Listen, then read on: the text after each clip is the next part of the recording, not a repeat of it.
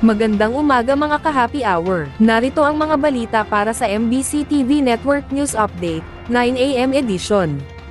PBBM at Russian President Putin, nagkasundong palawakin ang kooperasyon ng dalawang bansa.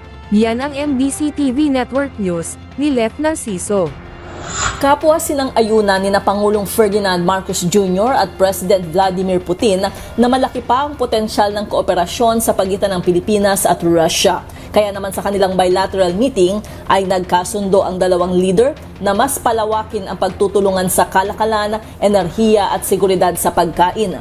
Binigyang diin ni Pangulong Marcos na mahalagang magkaroon ng regular na konsultasyon ang Pilipinas at Russia para patuloy na matukoy ang mga sektor na dapat palakasin ang kooperasyon.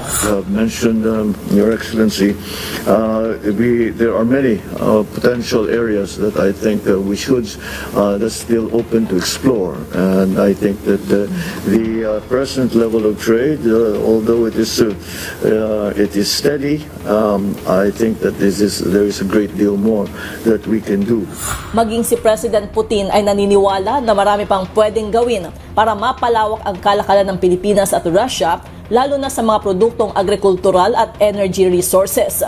Ito'y lalo't mayroon ng umiiral na cooperation mechanisms ang Pilipinas at Russia, gaya ng Joint Russia-Philippines Commission on Trade and Economic Cooperation na maaaring magsilbing daan para higit pang mapalawak ang ugnayang pang-ekonomiya ng dalawang bansa. Para sa MBC TV Network News, ito si Lef Narciso ng DZRH. Una sa Pilipinas, una sa Pilipino.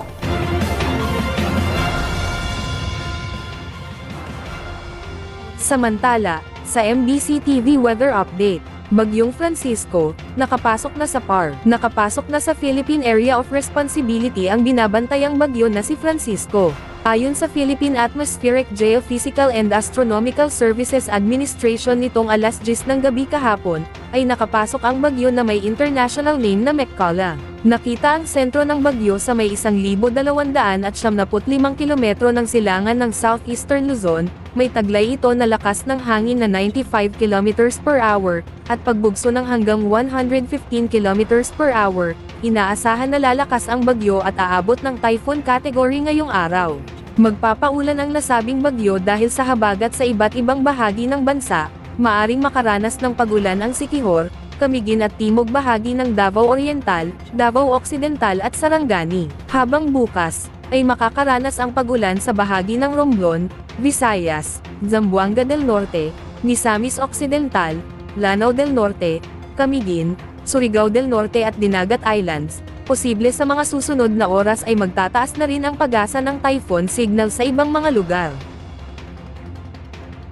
At yan ang mga balita para sa MBC TV Network News Update, 9 AM edition. Abangan ang mga susunod na balitaan mamaya, para sa 10 AM edition.